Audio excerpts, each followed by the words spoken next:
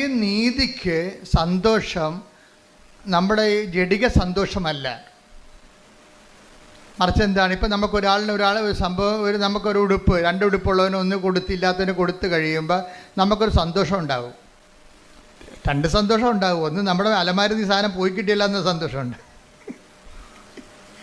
കുറേ സാധനം ഇരിക്കുമ്പോഴേ നമ്മൾ അലമാരി തുറക്കുമ്പോഴേ ഉടുപ്പിനൊക്കെല്ലാം നമ്മളോട് ബഹുമാനമാണല്ല, നമ്മുടെ കാൽച്ചോട്ടി വന്ന് വീഴുമല്ല അത്.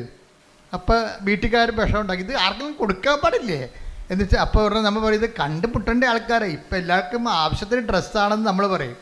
എന്നാലും കുറച്ച് കഴിയുമ്പോൾ അലമാരി തിങ്ങുമ്പോൾ പറയും ഒരലമാരി മേടിക്കാം. അലമാരി മേടിക്കുമ്പോൾ കാശ് 30,000-40,000 രൂപയാവും. അതിനേക്കാൾ ഉള്ളത് കൊടുത്തു കഴിഞ്ഞാൽ സ്ഥലം ഉണ്ടാക്കിയാൽ മതിയല്ല.